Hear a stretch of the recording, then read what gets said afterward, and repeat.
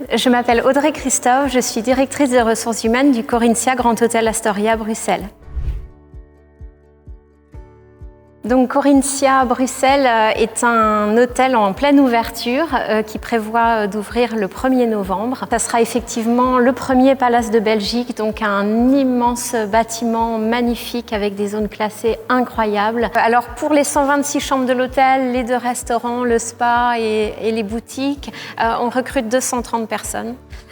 Dans tous les métiers possibles et imaginables, allant des personnes en plonge, des room attendantes, des managers de restaurants, enfin vraiment dans tous les domaines. Il y en a un peu pour tous les goûts. En tant que directrice des ressources humaines, je suis en charge de recruter les quelques 230 personnes qui vont constituer l'équipe.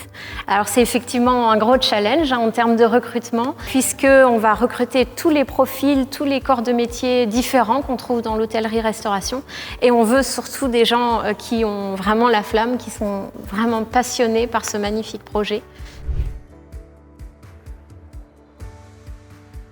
L'hôtellerie-restauration souffre aujourd'hui d'une mauvaise image. C'est souvent des postes qui sont pénuriques parce que considérés comme très chronophages ou l'équilibre vie privée-vie professionnelle n'est pas optimal. Et pourtant, il est temps de dépoussiérer un peu cette image.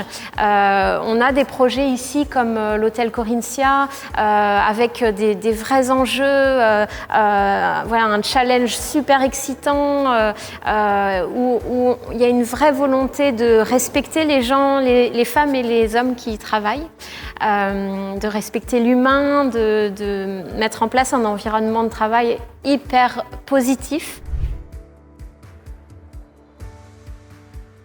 Alors pour nous, c'est vraiment fondamental l'attitude de la personne qu'on va recevoir en entretien, son état d'esprit. Est-ce que c'est quelqu'un qui est très positif, qui a envie, qui est intéressé par le challenge?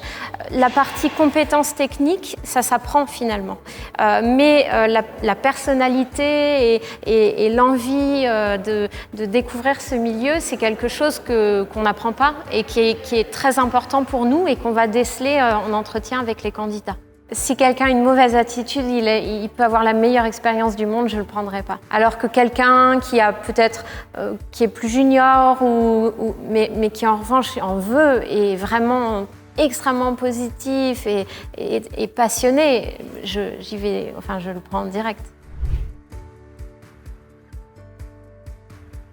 Pour moi, la valeur fondamentale, c'est de savoir communiquer et c'est vraiment un pilier dans l'hôtel, c'est de veiller à ce que la communication soit fluide au sein des services, avec les collaborateurs.